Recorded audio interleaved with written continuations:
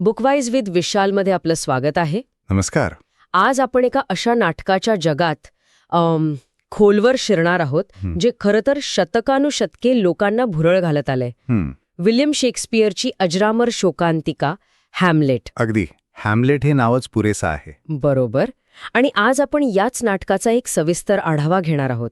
हे फक्त सुडाची गोष्ट नाहीये. नाही, अजिबात नाही. यात खूप काही आहे. मानसिक संघर्ष आहे, नैतिकतेचे प्रश्न आहेत, राजकारण, कटकारस्थानं आणि आयुष्याबद्दलचं मोठं तत्वज्ञान पण आहे. हो, डेन्मार्कचा राजकुमार हॅम्लेट त्याच्या वडिलांच्या रहस्यमय मृत्यूनंतर त्याचा जो प्रवास सुरू होतो, दुःख, सूड आणि मग तो वेडेपणाचा आवा आणतो. हो, त्यातून आपण जातो. आणि शेक्सपियर यात म्हणजे विश्वासघात, भ्रष्टाचार, मानवी अस्तित्वाचा अर्थ, सत्य काय असतं, या सगळ्या मोठ्या संकल्पनांना हात घालतो. आणि म्हणूनच हे नाटक आजही तितकंच महत्वाचं वाटतं, नाही का? अगदी. चला तर मग सुरुवात करूया पहिल्या अंकापासून. नक्की. तर कथेची सुरुवात डेन्मार्कमध्ये होते.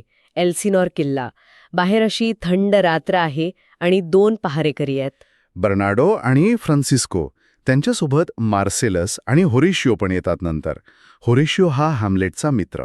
आणि त्यांना काय दिसतं तर नुकत्याच मरण पावलेल्या राजा हॅम्लेट सारखं दिसणारे एक भूत. हो, सुरुवातीला होरेशियोचा विश्वास बसत नाही. म्हणजे कोण विश्वास ठेवणार, नाही का? बरोबर. पण जेव्हा ते भूत प्रत्यक्ष प्रकट होतं तेव्हा तो सुद्धा हदडतो आणि त्याला वाटतं की हे काहीतरी अशुभ आहे. म्हणजे डेन्मार्कवर काहीतरी संकट येणार आहे असं? हो, तसं त्याला वाटतं. कदाचित नॉर्वेचा तरुण फॉर्टिनब्रास युद्धाच्या तयारीत आहे, त्याचा काहीतरी संबंध असेल असं. मग ते ठरवतात की हे प्रिन्स हॅम्लेटला सांगायला हवं. आणि मग दुसऱ्या दृश्यात आपण येतो राजदरबारात. तिथे नवीन राजा आहे क्लॉडियस, जो हॅम्लेटचा काका आहे. आणि त्याने नुकताच म्हणजे भाऊ राजा हॅम्लेटच्या मृत्यूनंतर लगेचच त्याची विधवा पत्नी आणि प्रिन्स हॅम्लेटची आई राणी गर्ट्रूड हिच्याशी लग्न केलंय. हे खूपच धक्कादायक आहे हॅम्लेटसाठी. नक्कीच. आणि क्लॉडियस दरबारात या लग्नाचं समर्थन करतोय, जणू काही हे गरजेचं होतं.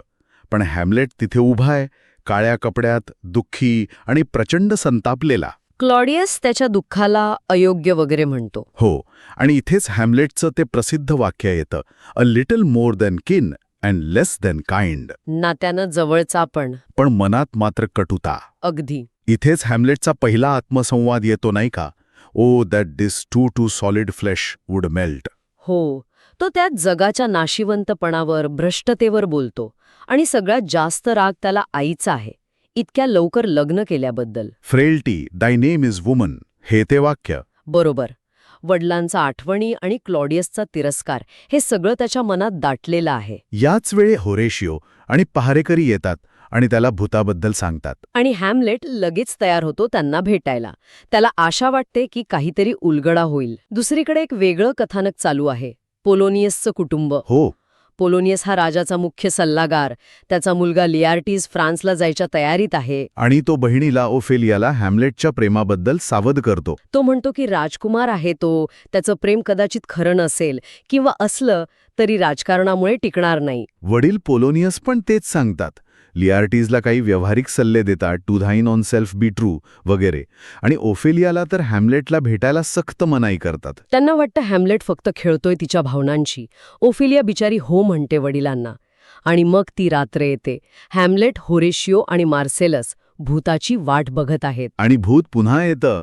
ते हॅम्लेटला एकांतात बोलवतं. हा खूप महत्वाचा क्षण आहे. अगदी. भूत स्वतःची ओळख हॅम्लेटचा पिता म्हणून करून देतं. आणि मग ते धक्कादायक सत्य सांगतं की त्याचा मृत्यू नैसर्गिक नव्हता. नाही, क्लॉडियसने म्हणजे त्याच्याच भावाने बागेत झोपलेल्या राजाच्या कानात विष ओतून त्याचा खून केला आहे. बापरे. हे ऐकून हॅम्लेटच्या पायाखालची जमीनच सरकते. भूत त्याला सूड घ्यायला सांगतं. पण आईला काही करायचं नाही असंही बजावतं. हो, लिव्ह हर टू हेवन, म्हणजे तिच्या कर्माचं फळ तिला मिळेल. हॅम्लेट प्रचंड संतापतो आणि सुडाची शपथ घेतो. तो मित्रांनाही गुप्तता पाळायला लावतो. आणि इथेच तो निर्णय जाहीर करतो की तो आता वेडेपणाचं सोंग घेणार आहे. Put an antique disposition on. बरोबर. या वेडेपणाच्या आड राहून तो खरी माहिती काढू शकेल आणि क्लॉडियसचा बदला घेऊ शकेल. इथे पहिला अंक संपतो, एका मोठ्या रहस्याने आणि हॅम्लेटच्या एका नव्या धोकादायक मार्गाने. दुसरा अंक सुरू होतो आणि आपण लगेच पाहतो की हॅम्लेटने ते वेडेपणाचं सोंग सुरू केलंय. हो, पोलोनियस त्याचा नोकर रेनाल्डोला पॅरिसला पाठवतोय लिओटिसला पाळत ठेवायला. म्हणजे बघा, हा माणूसच कसा संशयी आहे. आणि तेवढ्यात ओफेलिया घाबरत येते. ती सांगते की हॅम्लेट तिच्या खोलीत आला होता, अगदी विचित्र अवस्थेत. कपडे विस्कटलेले, चेहऱ्यावर भीती, काहीतरी विचित्र हावभाव करत होता. पोलोनियस काय निष्कर्ष काढतो? त्याला वाटतं की हॅम्लेट ओफेलियाच्या प्रेमात वेडा झालाय, कारण तिने त्याला भेटायचं टाळलं होतं. म्हणजे सगळा दोष तो ओफेलियावर टाकतो एक प्रकारे. अगदी. आणि तो लगेच हे राजा क्लॉडियसला सांगायला जातो, बघा मी शोधून काढलं कारण, अशा आविर्भावात. दरम्यान क्लॉडियस आणि गटरूडने हॅम्लेटचे जुने मित्र रोझनक्रॅन्स आणि गिल्डनस्टन यांना बोलावलेलं असतं. हो, हॅम्लेटच्या या वागण्याचं कारण शोधायला आणि त्याला बरं करायला मदत करण्यासाठी. पण हे दोघे मित्र थोडे स्वार्थी वाटतात. ते राजा राणीला खुश करण्याच्या प्रयत्नात जास्त आहेत. पोलोनियस राजाला सांगतो की त्याला कारण सापडलंय आणि पुरावा म्हणून हॅम्लेटने ओफेलियाला लिहिलेली प्रेमपत्र दाखवतो. आणि मग ते एक योजना आखतात, हॅम्लेट आणि ओफेलियाची भेट घडवून आणायची आणि पडद्याआडून त्यांचं बोलणं ऐकायचं. पुढे हॅम्लेट पोलोनियसला भेटतो आणि तो मुद्दाम वेड्यासारखं वागतो. त्याला फिश मॉंगर म्हणजे मासे विक्रेता म्हणतो. हो, आणि त्याच्या बोलण्यातून तो पोलोनियसवर आणि एकूणच दरबारी वातावरणावर उपरोधिक टीका करत असतो. पण पोलोनियसला वाटतं हा निव्वळ वेडेपणा आहे. मग रोझनक्रॅन्स आणि गिल्डनस्टन येतात.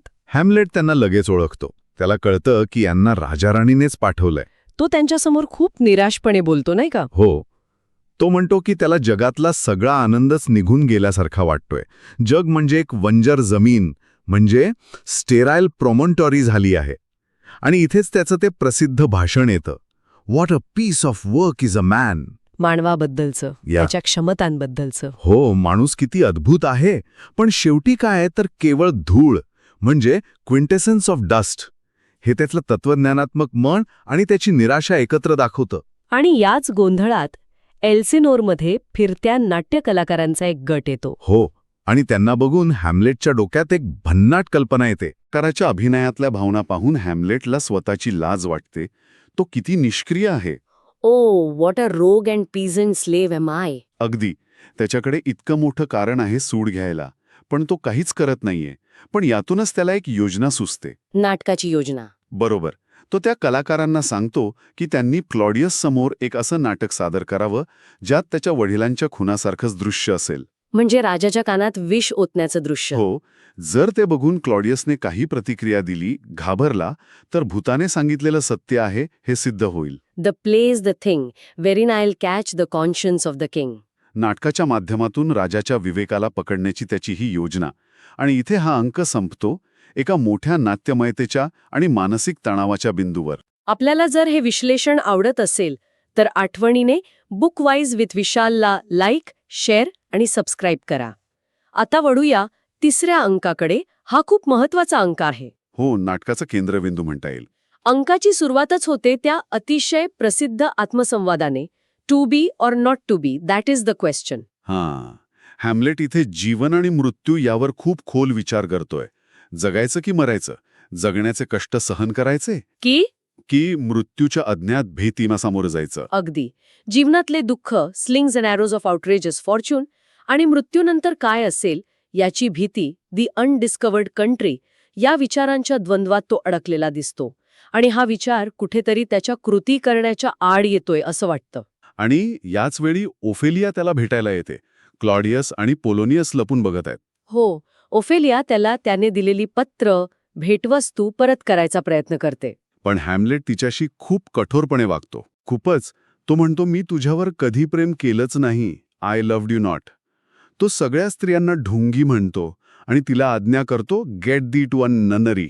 ह्याचा अर्थ काय घ्यायचा? कॉन्व्हेंटमध्ये जा की वेश्यागृहात जा, हा दुहेरी अर्थ आहे. कदाचित तो ओफेलियाला या भ्रष्ट जगापासून वाचवू पाहतोय, की त्याच्या मनात स्त्रियांबद्दल, विशेषतः आईमुळे, इतका कडवटपणा आलाय की तो ओफेलियावरही काढतोय. हे जरा गुंतागुंतीचं आहे. हे बोलणं ऐकून क्लॉडियसची खात्री पटते. हो, त्याला कळतं की हॅम्लेटच्या वेडेपणाचं कारण प्रेम नाहीये. हा माणूस धोकादायक आहे आणि तो त्याला इंग्लंडला पाठवायचा निर्णय पक्का करतो. पोलोनियस मात्र अजूनही त्याच्याच मतावर ठाम आहे. हो, त्याला वाटतंय की हॅम्लेट आणि गर्ट्रूडच्या भेटीतून काहीतरी कळेल, म्हणून तो त्यांच्या भेटीवरही पाळत ठेवायचा प्रस्ताव देतो. आणि मग येतो तो नाटकाचा प्रसंग. हॅम्लेट कलाकारांना सूचना देतो की अभिनय कसा हवा, अगदी खरा पण संयमित. तो होरेशिओला पण सांगतो की नाटकावेळी क्लॉडियसच्या चेहऱ्यावरचे भाव बरोबर टिपायचेत. दरबार जमतो नाटकासाठी. हॅम्लेट मुद्दाम ओफेलियाजवळ बसतो आणि तिच्याशी उद्धटपणे बोलतो. आणि नाटक सुरू होतं. आधी मूक अभिनय असतो, ज्यात राजाचा भाऊ विष टाकून खून करतो आणि राणीला वश करतो. अगदी भूताने सांगितल्याप्रमाणे. आणि मग बोललेलं नाटक सुरू होतं. जेव्हा तो मारेकरी पात्राच्या कानात विष ओततो, तेव्हा क्लॉडियस प्रचंड घाबरतो. तो एकदम उठून उभा राहतो आणि ओरडतो, लाईट लावा, मला प्रकाश हवाय, आणि निघून जातो. नाटक तिथेच थांबतं. हॅम्लेट आणि होरेशिओ एकमेकांकडे पाहतात. त्यांना त्यांचा पुरावा मिळाला आहे. क्लॉडियस दोषी आहे. हॅम्लेट म्हणतो, मी म्हणालो नव्हतो, नाटकाने राजाच्या विवेकाला पकडला आहे. आता त्याचा सुळाचा निश्चय अधिक पक्का होतो. यानंतर एक महत्वाचं दृश्य आहे, ज्यात क्लॉडियस एकटा आहे. तो अपराधी भावनेने त्रस्त आहे. तो प्रार्थना करायचा प्रयत्न करतो. हो, तो कबूल करतो की त्याचा गुन्हा भयंकर आहे. Oh my offence is rank. पण त्याला खरा पश्चाताप होत नाहीये. कारण पश्चाताप करायचा तर गुन्ह्यातून मिळालेली सत्ता, राणी सगळं सोडावं लागेल. आणि ते त्याला नको आहे. म्हणजे त्याची प्रार्थना फक्त वरवरची आहे. अगदी. त्याचे शब्द वर जातात, पण भावना खालीच राहतात. आणि नेमक्या याच वेळी हॅम्लेट त्याला बघतो. ही संधी आहे क्लॉडियसला मारायची. हो, तो प्रार्थना करतोय, म्हणजे एकटा आहे, गाफील आहे. पण हॅम्लेट विचार करतो, जर मी याला आत्ता मारलं तर तो थेट स्वर्गात जाईल, कारण तो प्रार्थना करतोय. आणि माझ्या वडिलांना तर ती संधी मिळाली नव्हती. बरोबर. म्हणून तो ठरवतो की आत्ता नाही मारायचं. जेव्हा क्लॉडियस काहीतरी पाप करत असेल, मध्यधुंद असेल किंवा रागात असेल, तेव्हा त्याला मारेन, म्हणजे तो नरकात जाईल. हा विचार, हा विलंब, यावर खूप चर्चा झालीय. हा त्याचा नैतिक विचार आहे की पुन्हा एकदा कृती टाळण्याचा बहाणा? हाच तर हॅम्लेटचा गुंता आहे.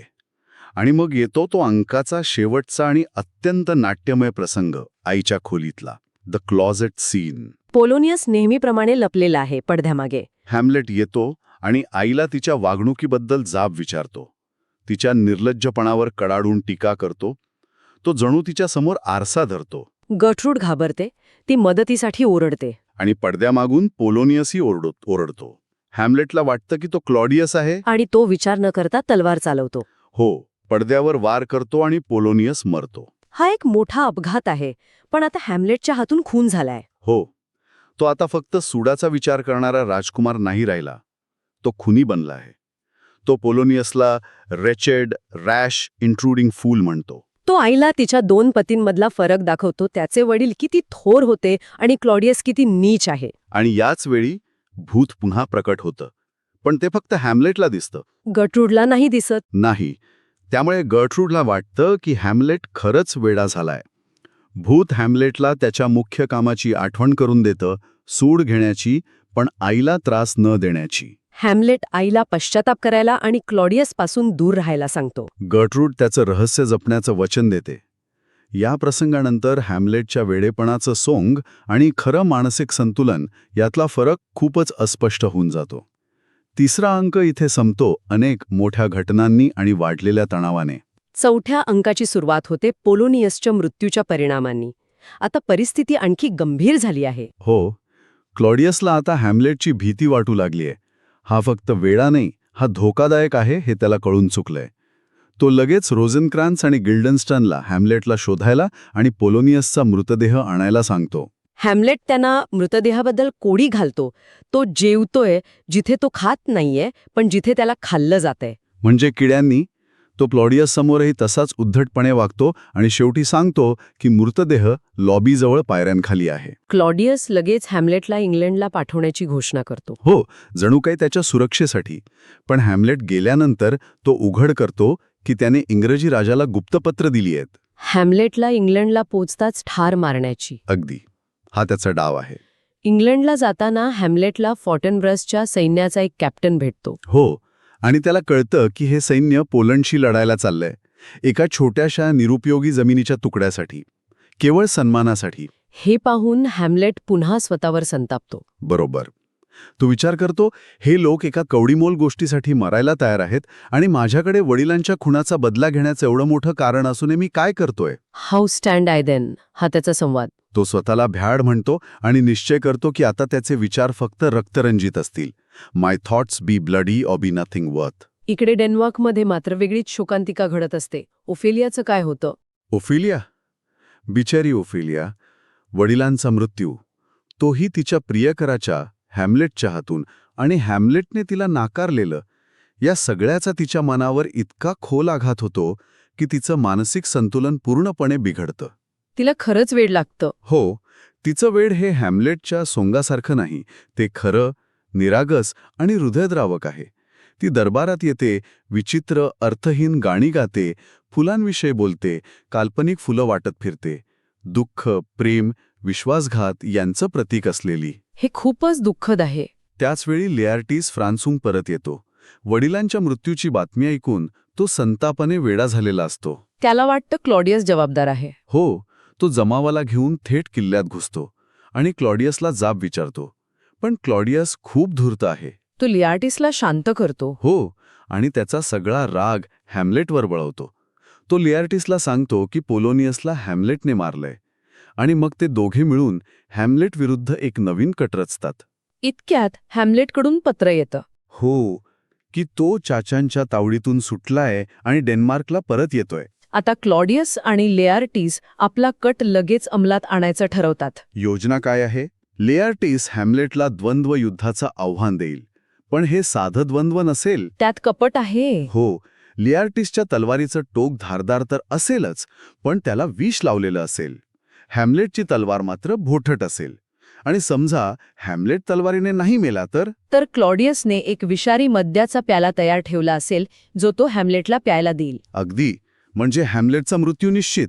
हकट शिजत असतानाच राणी गर्टरूड एक अत्यंत वाईट बातमी घेऊन येते. हो, ओफेलियाबद्दल. ओफेलिया बुडून मरण पावली आहे. ती नदीकाठी फुलं गोळा करत होती आणि तोल जाऊन पाण्यात पडली. तिचे कपडे पाण्याने जड झाले आणि ती बुडाली. हा अपघात होता की आत्महत्या?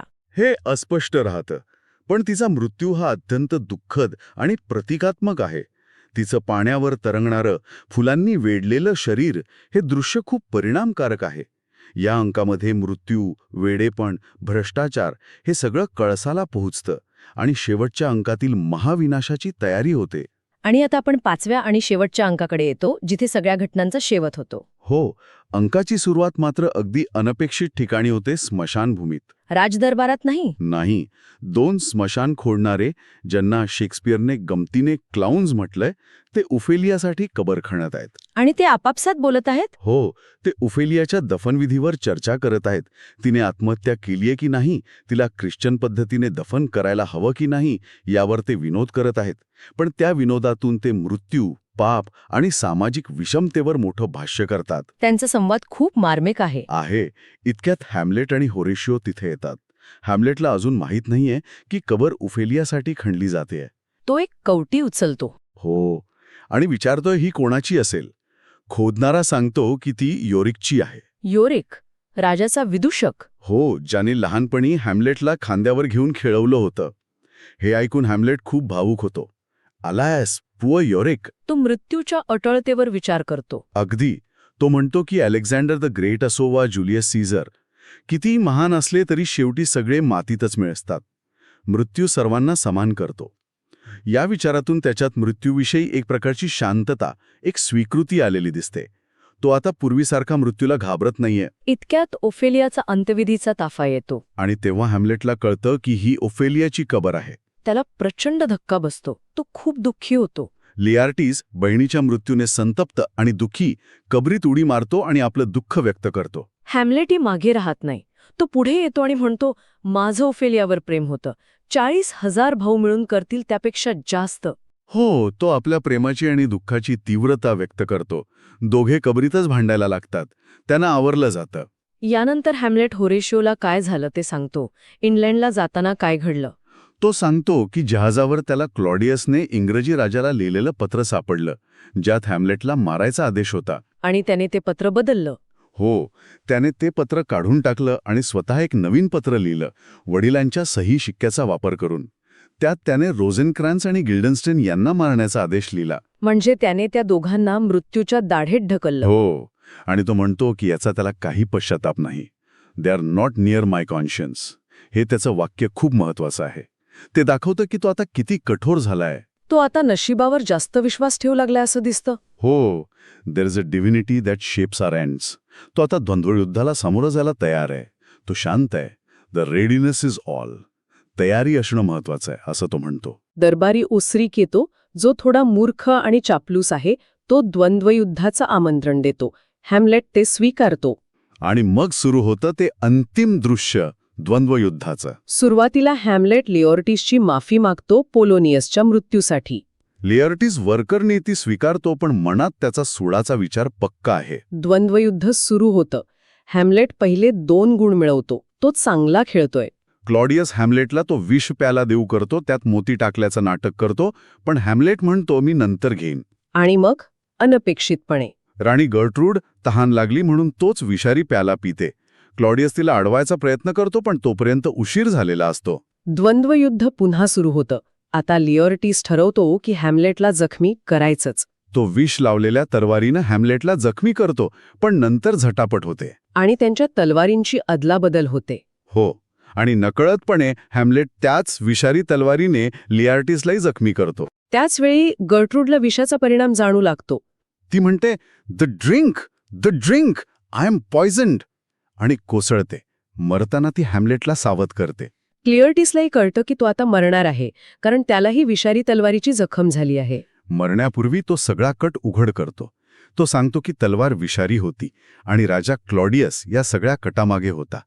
तो क्लॉडियसला दोष देतो. तो हॅम्लेटची क्षमा मागतो. हो, तो म्हणतो की जशी त्याला शिक्षा मिळाली तशीच क्लॉडियसला मिळायला हवी, आणि तो मरतो. हॅम्लेटला आता सगळं स्पष्ट होतं. त्याला कळतं की तोही मरणार आहे, पण मरण्यापूर्वी तो आपला अंतिम सूड घेतो. तो संतापाने क्लॉडियसवर धावून जातो. त्याला त्याच विषारी तलवारीने भोसकतो. आणि उरलेलं विषारी मद्य त्याला प्यायला लावतो. हो, here thou incestuous murderous damned Dane, follow my mother, असं ओरडत तो क्लॉडियसला संपवतो. क्लॉडियस मरतो. आता फक्त हॅम्लेट आणि होरेशियो उरले आहेत. होरेशियो हॅम्लेटवरच्या निष्ठेपायी स्वतः तो विषारी प्याला पिऊन मरायचा प्रयत्न करतो. पण हॅम्लेट त्याला थांबवतो. तो म्हणतो, तू जगलं पाहिजेस होरेशियो, माझी खरी कहाणी जगाला सांगण्यासाठी. तो डेन्मार्कचं भविष्य नॉर्वेच्या राजकुमार फॉर्टिनब्रासच्या हाती सोपवण्याची इच्छा व्यक्त करतो. आणि त्याचे शेवटचे शब्द असतात, द रेस्ट इज सायलेन्स, बाकी सर्व शांतता, आणि हॅम्लेट मरतो. काय शेवट आहे. अगदी. त्याचवेळी फोर्टिनब्रास आणि इंग्लंडहून आलेले राजदूत तिथे पोचतात. त्यांना रोझनक्रान्स आणि गिल्डनस्टनच्या मृत्यूची बातमी मिळते. आणि ते भयंकर दृश्य पाहतात. सगळा राजदरबार मृतदेहांनी भरलेला. फोर्टिनब्रास विचारतो, हे काय झालं? होरेशियो वचन देतो की तो सगळी दुःखद कहाणी सांगेल. फोर्टिनब्रास राज्याचा ताबा घेतो आणि हॅम्लेटसाठी एका सैनिकाला साजेसा सन्मानपूर्वक अंत्यसंस्काराचा आदेश देतो. अशा प्रकारे या शोकांतिकेचा शेवट होतो. सूड, मृत्यू, भ्रष्टाचार या सगळ्याच्या अंती एक प्रकारची शुद्धी होते, पण त्याची खूप मोठी किंमत चुकवावी लागते. हो, जवळजवळ सर्वच प्रमुख पात्र मारली जातात. Hamlet, Claudius, Gertrude, Polonius, Ophelia, Laertes, Rosencrantz, Guildenstern. फक्त होरेशियो आणि फॉर्टिनब्रास वाचतात. तर हा होता शेक्सपियरच्या हॅम्लेटचा एक सविस्तर आढावा. एका राजकुमाराच्या सुडाच्या निर्धारापासून सुरू झालेली ही कहाणी त्याच्या मानसिक संघर्षातून, नैतिक द्वंद्वातून जात शेवटी एका मोठ्या विनाशात संपते. खरंय. आणि या नाटकाविषयी एक शेवटचा विचार असा की हॅम्लेट आजही आपल्याला इतका का महत्वाचा वाटतो? का वाटतो? मला वाटतं कारण यातले जे विषय आहेत, सूड घेण्याची इच्छा आणि त्याची नैतिकता, खरं काय आणि खोटं काय यातला गोंधळ, कृती करावी की विचार करत बसावा हा संघर्ष, सत्तेचा दुरुपयोग, मानसिक ताणतणाव, हे सगळं आजही तितकंच खरं आहे, नाही का? अगदी. आपल्या आजूबाजूला आपण हे सगळं बघतोच. आणि तो शेवटचा प्रश्न की अगदी योग्य कारणासाठी घेतलेला सूडसुद्धा शेवटी न्याय देतो की फक्त आणखी विनाशाला कारणीभूत ठरतो, हा प्रश्न हॅम्लेट आपल्याला विचारायला लावतो.